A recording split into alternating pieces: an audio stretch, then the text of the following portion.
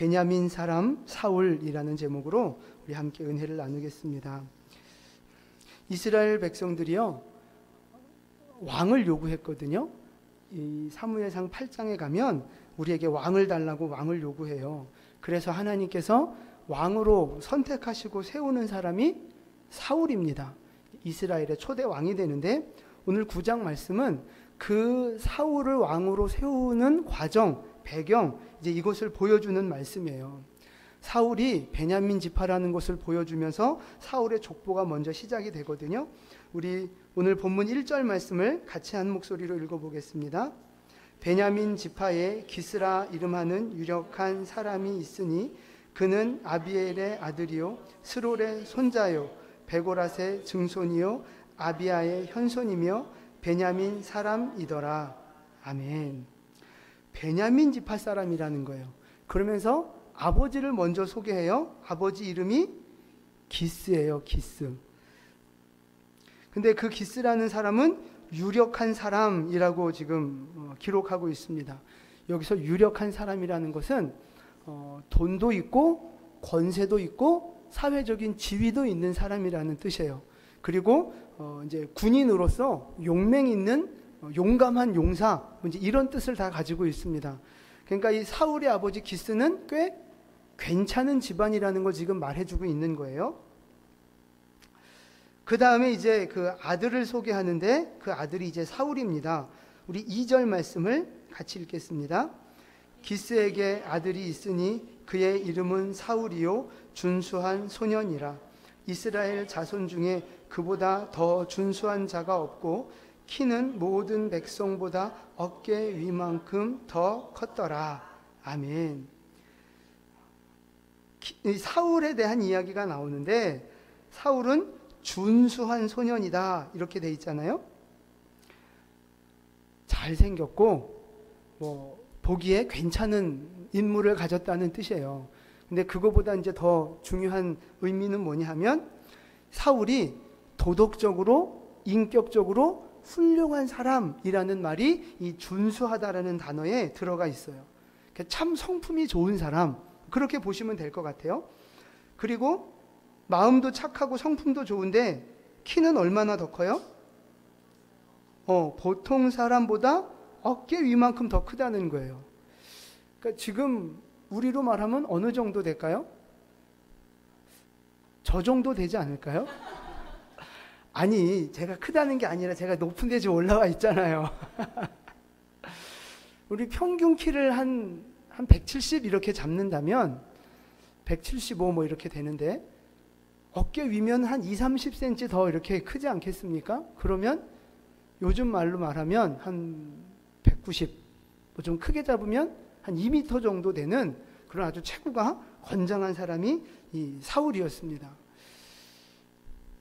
얼굴도 잘생겼죠. 마음도 착하고 성품도 좋죠. 겉으로 봐도 늠름하고 멋있죠. 여러분 아들이나 여러분 사위나 이미 남편은 지나갔고, 네, 이미 남편은 끝났고 이제 아들이나 사위가 이런 사람이 되면 참 좋겠죠. 네, 별로 벌써 다 사위 보셨나요? 사울은 그렇게 인간적으로 보기에 참 괜찮은 사람이에요. 근데 이렇게 설명이 부족해서 얼마나 괜찮은 사람인지를 3절부터 또 설명을 하고 있어요. 우리 3절 말씀에 보면 아버지가 암나귀들을 잃어버려서 사울한테 너희가 가서 좀 찾아와라 이제 이렇게 보내는 명령을 하는 장면이 나오는데 4절 말씀을 보세요. 사울이 어떻게 찾아다니나 우리 4절 보겠습니다. 그가 에브라임 산지와 살리사 땅으로 두루 다녀 보았으나 찾지 못하고 사알림 땅으로 두루 다녀 보았으나 그곳에는 없었고 찾지 못하니라. 아멘. 지금 어디를 다녔어요? 네, 에브라임 산지, 살리사, 사알림, 베냐민 땅, 뭐 이렇게 두루두루 지금 두루 다녀보았으나 이 말이 3번이나 지금 반복이 되고 있어요. 지금 사울이 열심히 찾은 것 같아요? 꾀부리고 농땡이 친 것 같아요? 그렇죠? 꽤 안 부리고 열심히 찾은 거예요. 최선을 다해서 그러니까 자기에게 맡겨준 이 책임을 정말 성실하게 잘 감당하는, 부모님 말씀에 순종하는 그런 좋은 성품을 갖고 있는 사람이라는 걸 지금 볼 수 있는 거예요. 그리고 이제 5절 말씀에 보면 결국 못 찾거든요, 암나귀들을. 그리고 이제 다시 집으로 돌아가자 하는데 돌아가는 이유가 힘들어서가 아니에요. 5절 말씀을 보세요. 같이 읽겠습니다. 그들이 숲 땅에 이른 때에 사울이 함께 가던 사환에게 이르되 돌아가자. 내 아버지께서 암나귀 생각은 고사하고 우리를 위하여 걱정하실까 두려워하노라 하니. 아멘. 누구 때문에 돌아가는 거예요? 아버지 때문에. 아버지 때문에. 요즘 같으면 뭐 이렇게 뭐 핸드폰으로 이렇게 막 연락하면서 뭐 좀 기다리세요 뭐 이럴 수 있지만 그 당시엔 그게 없잖아요. 집 떠나면 소식 전할 길이 없는데 사울 생각에 아이고 아버지가 3일 동안 지금 소식을 못 받으셨으니 얼마나 걱정하고 계실까. 안 되겠다. 일단 돌아가야 되겠다. 사울이 마음이 어떤 거예요? 부모님을 향한 효심이 깊은 걸 알 수 있어요. 지금 이 1절부터 5절까지 사울의 배경, 사울의 인간 됨됨이를 이렇게 자세하게 지금 표현하고 있는데 이 말씀 속에 두 가지 반대되는 중요한 교훈들이 들어가 있어요. 오늘 그걸 좀 살펴보려고 하는데요. 첫 번째 말씀은 인간적인 조건으로 봤을 때 사울은 왕이 될 수 있는 충분한 자격을 갖춘 사람, 준비된 사람이라고 볼 수 있다는 거죠. 첫 번째가 뭐예요? 일단 집안이 좋아요. 아버지가 유력한 사람이고 잘난 사람이잖아요. 그리고 이 사울 개인적으로도 성품도 좋고 체구도 좋고 여러 가지가 다 좋은 사람이라는 거죠. 그런데 이 사울이 인간적으로 여러 가지 배경도 좋고 성품도 좋고 좋지만 그 인생을 전체적으로 평가해 봤을 때 사울이 성공한 인생입니까? 실패한 인생입니까? 실패한 인생이죠. 사울은 좋은 조건을 가졌음에도 불구하고 실패한 사람이 됐다는 거예요. 근데 반대로 사울의 뒤를 이은 다윗 왕은 보세요. 인간적인 조건으로 보았을 때는 왕이 될 수 있는 자격이 별로 없었어요. 다윗이 직업이 뭐였습니까? 목동이잖아요. 양치는 목동이었어요. 자기 집안에서도 별로 이렇게 인정받지 못하는, 그러니까 이렇게 뭔가 이렇게 특출나고 뭐 이렇게 뭐 싹이 있어 보이는 그런 게 이렇게 그냥 보기에는 없어 보였다는 거죠. 그런데 이 다윗은 그의 인생을 성공하는 인생으로 만들었다는 거예요. 사울은 좋은 조건에서 화려하게 출발했지만 결국 망하는 인생이 됐고, 다윗은 초라하게 시작했고 많은 고난을 겪었지만 결국은 성공하는 인생, 하나님 앞에 쓰임받는 인생이 되었다는 것입니다. 이 단순하지만 이 깊은 진리가 사실은 사무엘 상하 이 두 권의 책에 계속해서 흐르고 있는 교훈이에요. 이 두 명의 왕을 비교하면서 하나님 앞에서 진짜 중요한 것이 무언가, 이 외적인 것이 중요한 것이 아니다, 그걸 교훈하고 있는 거예요. 그럼 하나님 앞에서 외적인 게 중요하지 않으면 뭐가 중요하다는 거예요? 척하면 척이죠 뭐. 내적인 게 중요하다는 거예요. 마음, 그러니까 하나님을 경외하는 마음, 그게 중요하다는 거예요. 하나님 앞에 순종하고 하나님을 사랑하고 하나님 말씀 앞에 무릎 꿇을 수 있는 믿음, 그 믿음이 가장 중요하다는 걸 지금 가르쳐주고 있는 겁니다. 사울의 일생을 이렇게 쭉 성경을 통해서 보면 하나님 앞에 기도하거나 제사하거나 하나님 앞에 이렇게 겸손하게 무릎 꿇는 모습이 별로 안 나와요. 자기 고집 부리고 하나님 말씀에 이렇게 거역하고 자기 계산해서 자기 이익 챙기려고 하고 이런 모습은 많이 보인단 말이죠. 성품은 좋아요. 착한 사람이에요. 배경도 좋아요. 그런데 사울에게 없었던 것은 하나님을 경외하는 믿음이 부족했다는 거예요. 하나님을 우선으로 섬기고 하나님 말씀 앞에 먼저 순종할 수 있는 그 믿음이 부족했어요. 그리고 자기 걸 먼저 챙겼다는 거죠. 자기 생각대로 자기 고집대로 살아가는 모습이 있었다는 거예요. 그러니까 아무리 성품이 좋고 착하고 똑똑해도 하나님을 경외하는 믿음이 없으면 하나님 앞에서는 실패하는 인생이 될 수밖에 없다는 것입니다. 근데 거꾸로 다윗을 보세요. 수많은 기도와 찬양과 말씀 묵상으로 하나님 앞에서 살았던 사람이 다윗이에요. 여러분 시편이 150편인데 그중에 3분의 2가 다윗이 지은 노래예요. 찬양이기도 하고 기도이기도 하고 고백이기도 한 그 수많은 찬양을 다윗이 지었다는 거예요. 하나님 앞에 문제가 있을 때마다 엎드려 기도하고 하나님이 말씀 주시면 순종하는 인생을 살았던 사람, 그 사람이 누구라고요? 다윗이라는 거예요. 다윗. 제가 상상해 봤어요. 다윗이 이렇게 양 칠 때, 목동으로 양을 칠 때 이렇게 양들 돌보고 이제 좀 시간도 날 거 아닙니까? 그러면 이제 조금 심심할 수도 있고, 그런데 시간 날 때 다윗이 뭐 했을까요?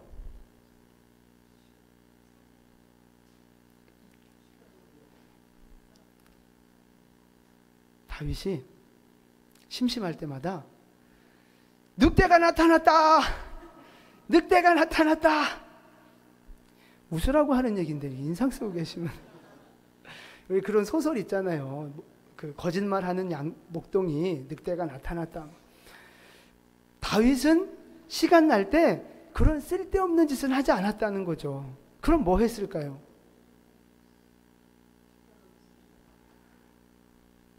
하늘을 바라보면서 해와 달과 별을 보면서 하나님의 놀라운 솜씨를 찬양하는 거죠. 자기가 양떼들을 치는 양들을 바라보면서 하나님이 나의 목자가 되어주셔서 나를 먹이시고 입히시는 하나님의 은혜를 묵상하는 거죠. 자연 만물을 바라보면서 하나님이 저것들을 관리하시고 다스리시는 세밀한 하나님의 손길을 찬양하고 감사하고 말씀을 묵상하는 삶을 다윗은 살았던 거예요. 그게 시편에 다 증거로 남아있지 않습니까? 환경이 좀 어렵고 조건이 좀 어려운 상황이긴 했지만 하나님을 사랑하고 하나님을 우선하는 그런 믿음으로 살았다는 거죠. 말씀을 묵상하고 말씀에 순종하는 삶, 그 삶을 살았을 때 결국 다윗이 성공하는 인생이 되었다는 것입니다. 여러분은 어떠십니까? 오늘 다윗처럼 인생을 살고 계십니까? 아니면 사울처럼 인생을 살고 계십니까? 지금 내가 사울처럼 좋은 환경을 가지고 있고 배경이 좋고 뭐 그렇다 할지라도 여러분, 하나님을 소홀히 하게 되면 그 인생은 결국 실패하는 인생이 될 수밖에 없다는 것입니다. 그러나 다윗처럼 힘들고 어려운 과정을 겪는다 할지라도 포기하지 않고 믿음의 길을 걸어가고 포기하지 않고 하나님을 경외한다면 결국은 성공하는 인생이 될 수 있음을 믿으시기를 바랍니다. 진짜로 여러분, 하나님만 사랑하시고 말씀을 묵상하시고 기도하는 여러분 되시기를 축복합니다. 그래서 다윗처럼 성공하는 인생, 고난이 있지만 그 고난을 이기고 어려움의 시간들이 있지만 그것을 말씀으로 이기고 기도로 이기며 승리하는 인생으로 살아가실 수 있기를 예수님의 이름으로 축원을 드립니다. 아멘. 또 두 번째 말씀은요, 이제 반대의 말씀이에요. 지금까지는 사울이 조금 가진 것 같고 괜찮은 것 같았지만 결국은 실패하는 인생이었다는 말씀인데, 두 번째 말씀은 지파적인 배경을 보면 사울은 사실 왕이 될 수 없는 상황에 있었어요. 사무엘 선지자가 사울을 만나서 이제 당신은 왕이 될 겁니다, 이제 이런 메시지를 주거든요. 그때 사울이 이제 어떻게 말하는가? 오늘 9장 21절 말씀을 한번 보세요. 성경책을 펴시고 사무엘상 9장 21절 말씀이에요. 같이 한번 읽겠습니다. 사울이 대답하여 이르되 나는 이스라엘 지파에 또 나의 가족은 베냐민 지파 모든 가족 중에 가장 미약하지 아니하니이까 당신이 어찌하여 내게 이같이 말씀하시나이까 하니. 아멘. 사무엘이 이제 당신이 왕이 될 겁니다 얘기하니까 겸손하게 말하는 거죠. 나같이 미천한 그 배경이, 나는 더군다나 베냐민 지파인데 어떻게 내가 왕이 될 수 있습니까? 이렇게 얘기하는 거예요. 왜 자기 지파를, 베냐민 지파를 가장 미약한 지파라고 말했느냐? 겸손해서 그렇게 말한 것만이 아니에요. 서열상으로 보면 베냐민 지파가 몇째예요? 막내예요, 막내. 제일 막내 아들이에요. 서열상으로도 막내인데 사실 더 중요한 건 베냐민 지파는 가장 약한 지파였어요. 가장 힘이 없는 지파였어요. 왜 그랬어요?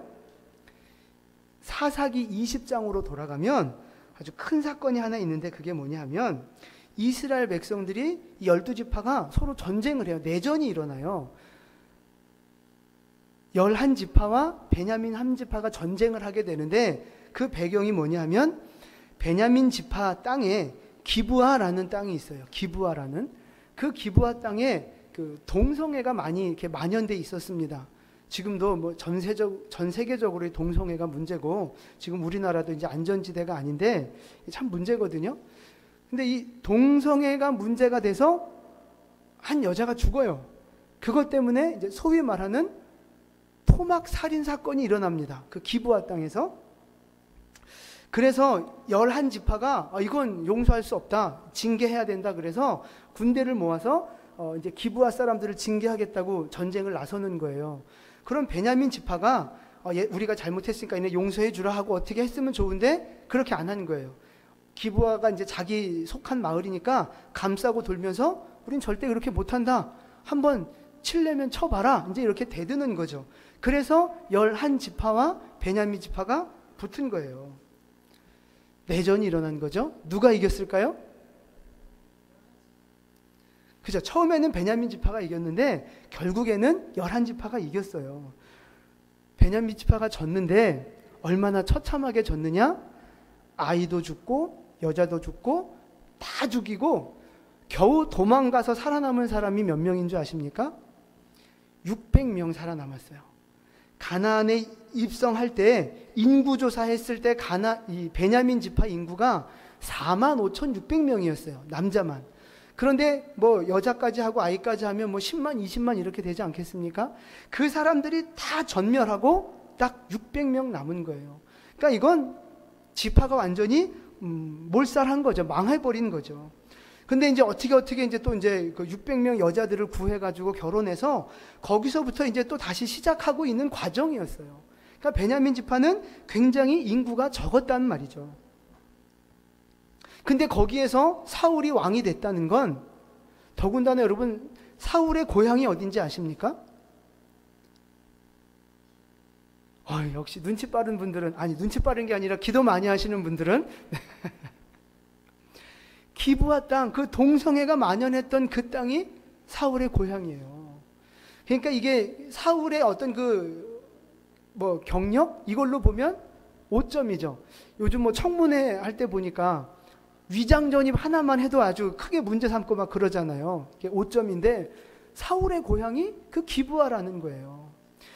그러니까 만약에 12지파에서 후보를 한 명씩 다 내놓고 요즘처럼 투표로 왕을 뽑았다면 사울이 왕이 될 수 있는 가능성이 없죠. 자기 지파가 자기들 뽑을 텐데 이게 되겠습니까? 인구가 얼마 안 되는데 더군다나 기브아 출신이라고 하는 큰 오점이 있는데 인간적으로 보면 사울은 왕이 될 수 없는 그런 상황이었다는 거죠. 그런데 하나님은 그 자격 없는 사울을 왕으로 세워주신 거예요. 하나님이 콕 집어서 네가 왕을 해라 말씀하신 거예요. 왜 사울에게 이런 은혜를 주셨을까 하는 겁니다. 왜 사울을 왕으로 선택하셨을까요? 은혜를 알기를 원하셨다는 거예요. 사울이 하나님의 은혜를 깨닫기를 원하셨다는 거예요. 하나님의 마음이 이거였을 것 같아요. 사울아, 너 자격 없는 거 알지? 너 네 힘으로 절대 왕이 될 수 없는 거 알지? 근데 내가 너를 오늘 왕으로 세운다. 은혜인 거 알지? 이거 은혜야. 그러니까 너 겸손하게 내 말 잘 들어야 된다. 너 겸손하게 내 명령을 잘 지켜야 된다. 아마 사울을 왕으로 세우면서 하나님이 이런 마음을 갖지 않았을까? 저는 그렇게 생각해 봅니다. 이스라엘 백성들도 마찬가지예요, 여러분. 하나님의 선민이거든요. 하나님이 선택한 백성이에요. 수많은 민족이 있고 수많은 나라들이 있었는데 왜 이스라엘을 선택하셨을까요? 이스라엘이 잘나서가 아니에요. 인구가 많아서 아니에요. 오히려 연약하기 때문에 선택하셨다는 거예요. 신명기 7장 7절 말씀입니다. 우리 같이 읽어볼까요? 여호와께서 너희를 기뻐하시고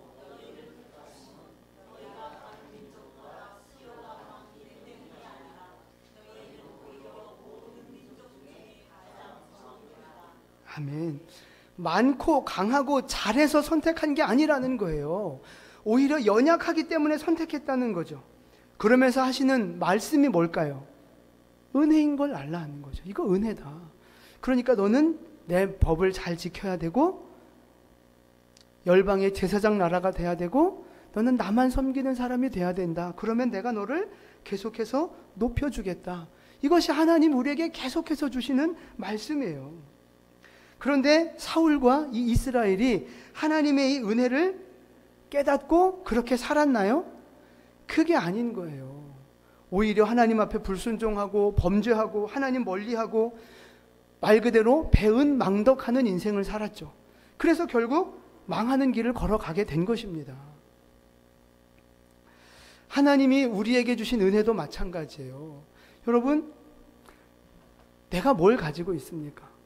내가 구원받을 은혜와 자격이, 내가 자격과 공로가 무엇이 있습니까? 아무것도 없잖아요. 그럼에도 불구하고 하나님은 나에게 구원의 은혜를 주셨단 말이죠. 여러분 한번 상상을 해보세요. 어떤 거지가 있어요. 지나가는데 거지가 있어요. 근데 정말 거지가 거지같이 살아요. 근데 그 거지가 암에 걸렸어요. 죽을 날이 얼마 안 남았어요. 너무 불쌍한 거예요. 그지같이 사는 것도 불쌍한데 암까지 걸렸어요. 그래서 내 재산을 다 털어가지고 병원에 가서 어떻게 치료하게 해서 이제 기적적으로 살아났어요. 그리고 또 거지로 살면 안 되니까 불쌍해서 내 집에서 같이 살자. 내 이제 자녀 삼았어요. 그러면 내 자녀 삼으면서 그 병을 고쳐주면서 여러분 같으면 어떤 마음과 기대감을 가지면서 그 거지에게 그런 선을 베풀겠습니까? 그렇죠? 너 이제 이런 은혜 받았으니까 이제 다시 그지처럼 살면 안 돼. 공부 열심히 해서 이제 인간답게 살고 제대로 좀 훌륭하게 살고 너도 좀 이웃을 위해서 섬기는 그런 삶을 이제 너도 살아야 되지 않겠냐? 아마 그런 마음과 기대감을 가지고 그런 이제 은혜를, 선행을 우리는 베푼단 말이죠. 그런데 얘가 집에 돌아와가지고 나 이렇게 사는 거 싫어. 그지가 좋아. 그리고 다시 다리 밑으로 돌아간다면 여러분 마음이 어떻겠어요? 속상하죠. 속상한 걸 넘어서서 막 화가 날 거예요. 내가 너한테 어떻게 해줬는데. 이런 아마 화가 치밀어 오를 것 같아요. 하나님의 마음이 바로 그런 마음이라는 거예요. 정말 아무것도 아닌 벌레만도 못한 죽어서 지옥 가야 할 그런 영혼을 십자가의 은혜로, 독생자를 죽이는 십자가의 그 은혜를 베풀면서까지 우리를 구원해 주셨잖아요. 그 은혜를 깨닫고 하나님 앞에 순종하며 살아가기를 하나님은 원하시는데 우리는 자꾸만 옛날로 돌아가려고 하는 거예요. 자꾸만 육신의 모습으로 돌아가려고 하는 거예요. 하나님의 마음이 얼마나 아프겠느냐 하는 거예요. 하나님이 얼마나 속상하시겠느냐 하는 거예요. 그 하나님의 은혜를 잊어버리면 결국 다시 그지로 살 수밖에 없는 거죠. 다시 망하는 인생이 될 수밖에 없는 거예요. 그러나 그 은혜를 깨닫고 하나님 앞에 순종하고 말씀대로 살아간다면 다윗처럼 승리하는 인생이 될 수 있다는 것입니다. 여러분, 자꾸만 옛날로 돌아가지 마십시오. 자꾸만 여러분 세상으로 가지 마시고 자꾸만 육신의 욕심대로 그렇게 살아가지 마시고요. 하나님 앞으로 나오는 여러분 되시기를 축복합니다. 여러분, 기도의 자리에 나오시고요. 하나님의 말씀대로 순종하시고요. 하나님을 바라보는 믿음의 삶을 살아가시기를 축복합니다. 그래야 승리할 수 있어요. 그 하나님의 은혜를 깨달은 다윗이 어떻게 살았습니까? 시편 84편에 보면 이런 고백을 해요. 주님, 내가 성전의 문지기로 살아도 좋으니까 하나님의 은혜 안에 거하며 살게 해주십시오. 자기에게 베푸신 은혜가 너무 크다는 걸 깨달으니까 내가 문지기로라도 비천하게 살아도 좋으니까 하나님 내게 은혜를 주십시오. 주님 안에 거하며 살게 해주십시오. 그 믿음의 고백을 하는 거예요. 바울 사도도 마찬가지입니다. 자기가 했던 짓을 알거든요. 얼마나 악하게 살았는지를 아니까 하나님 앞에 고백하기를 주님 내가 죄인인데 그냥 죄인이 아니라 죄인 중에 괴수입니다. 내가 죄인 중에 우두머리입니다. 그렇게 고백하는 거예요. 그 하나님의 은혜를 깨달은 바울 사도가 에베소서 3장에 이렇게 고백합니다. 우리 같이 한번 읽어보겠습니다. 에베소서 3장 8절 말씀이에요. 모든 성도 중에 지극히 작은 자보다 측량할 수 없는 그리스도의 풍성함을 이방인에게 전하게 하시고. 아멘. 하나님이 나를 선택하신 것은 은혜라는 거죠. 은혜. 내가 똑똑해서도 아니고 내가 진짜 잘나서도 아니고 공로가 있어서도 아니고 은혜로, 그냥 눈 딱 감고 은혜로 우리를 받아주신 거라는 거예요. 근데 바울 사도가 그 은혜를 깨닫고 나니까 이렇게 살면 안 되겠는 거예요. 그 십자가의 은혜가 헛되게 살면 안 되겠는 거예요. 그러니까 어떻게 살겠다는 거예요? 그리스도의 풍성함을 이방인에게 전하는 사명의 삶을, 복음을 전하는 사명을 살다가 거기에 목숨 걸고 살다가 죽는 거예요. 하나님의 은혜를 깨달은 사람과 은혜를 깨닫지 못한 사람은 이렇게 인생의 길이 달라진다는 것입니다. 여러분, 이 사울의 모습이 바로 우리의 모습 아니겠습니까? 생각해 보세요. 뭔가 좀 가진 것 같지만, 뭔가 좀 있는 것 같고 내가 좀 그래도 좀 괜찮은 사람인 것 같지만 사실은 아무것도 아닌 벌레만도 못한 죄인이 바로 내 모습 아니겠습니까? 어떤 하나님 앞에서의 자격을 따진다면 절대 구원받을 수 없는 자격 없는 사람이 바로 나 아니겠느냐 하는 거예요. 근데 하나님이 은혜로 구원해 주셨고 직분도 주시고 사명도 주신 거예요. 여러분, 영원한 생명을 주신 거란 말이에요. 영원한 생명. 이거 진짜 은혜거든요. 여러분 한번 생각을 해보세요. 여러분 몇 살까지 살다 죽으시면 이제 내가 더 살아도 이제 여한이 없다, 이제 죽어도 좋다 하면서 감사하며 만족하며 돌아가시겠습니까? 몇 살 정도 살면? 80? 큰일 나요. 권사님 저 얼마 안 남은 80 넘으셨어요? 뻥치신 거네 그럼.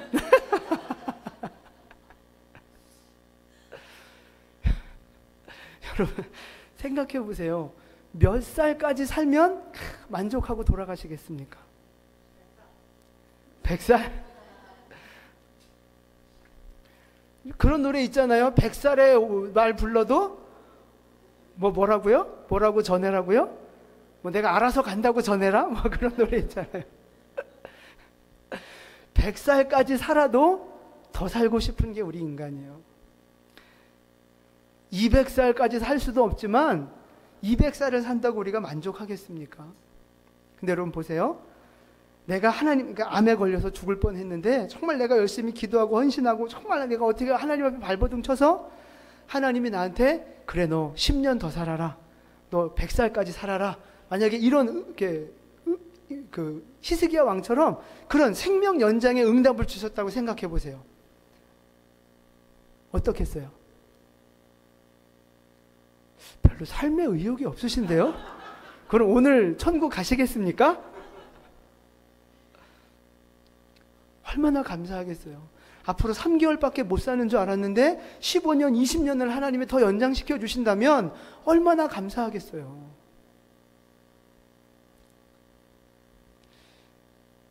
여러분, 하나님이 우리에게 주신 생명은요 10년, 20년 연장시켜 주신 것이 아니라 영원한 천국을 우리에게 주신 거잖아요. 영원한 생명을 주셨어요.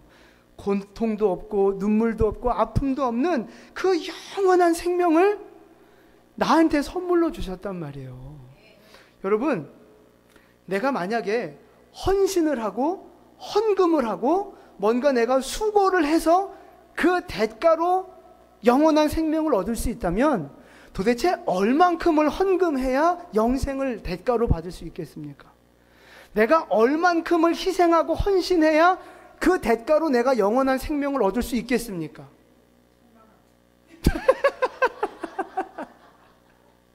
할렐루야. 그럼 얼마나 좋겠어요.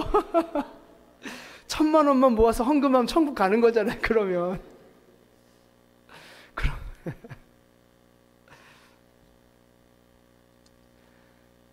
여러분, 내 재산을 다 팔아서 바친다 한들 그 대가로 영생을 얻을 수 있겠습니까? 내 피를 흘려 내 생명을 하나님 앞에 바친다 한들 그것으로 인하여 우리가 영생을 대가로 얻을 수 있겠습니까? 그럴 수 없는 거예요. 우리의 노력으로, 공로로 얻을 수 없는 것이 영원한 생명입니다. 그런데 하나님이 그걸 우리에게 주셨잖아요. 그러니까 은혜인 거예요. 내 힘으로 누릴 수 없는 영원한 생명을 주셨기 때문에 그 은혜로 우리는 그걸 누리고 살아간다는 거죠. 근데 여러분, 이런 은혜를 입었는데 이제 어떻게 살아가야 하겠는가 하는 거예요. 그 은혜를 입은 사람이 어떻게 살아가야 되겠는가? 감사하면서 겸손한 마음으로 주님을 위한 인생을 살아야 되지 않겠느냐 하는 것입니다.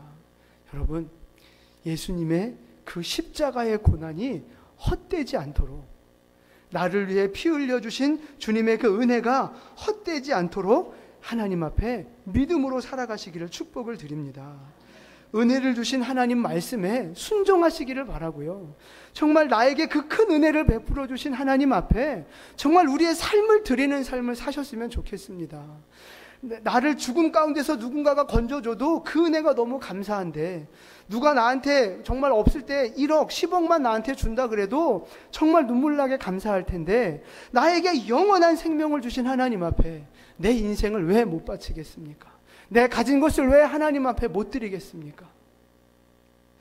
다윗이 그랬던 것처럼 하나님의 은혜를 깨닫고 기도하는 삶, 감사하는 삶, 찬양하는 삶, 예배하는 삶을 살아가시기를 축복을 드립니다. 오늘 말씀을 정리하면 그렇습니다. 아까도 말씀드린 것처럼 우린 꼭 사울 같은 존재예요. 내가 뭐 좀 가진 것 같고, 그래도 좀 뭐가 좀 괜찮은 사람인 것 같고, 뭔가 좀 된 것 같지만 사실 하나님 앞에서는 아무것도 아니라는 거예요. 아무것도. 그것 가지고, 인간적인 것 가지고 내가 성공하는 것이 아니라 하나님을 경외하는 믿음이 있어야 성공하고 승리하는 인생이 될 수 있다는 것입니다. 또 반대로 나는 정말 벌레 같은 아무것도 자격도 없는 사람이지만 하나님이 나에게 감당할 수 없는 은혜를 부어주셨다는 거예요. 그 은혜를 알고도 어찌 이렇게 살아갈 수 있느냐는 거죠. 하나님의 그 은혜를 알고도 어떻게 이렇게 하나님을 소홀하게 여기며 살아갈 수 있겠느냐 하는 거예요. 다윗이 자기의 생명을 바치고 바울사도가 자기의 생명을 조금도 아끼지 않고 주님을 위해 살아갔던 것처럼, 여러분, 하나님을 예배하고 말씀을 지키는 일에, 사명을 감당하는 일에 여러분의 삶을 온전히 드리는 복된 인생을 살아가시기를 예수님의 이름으로 축원을 드립니다. 아멘. 기도하겠습니다.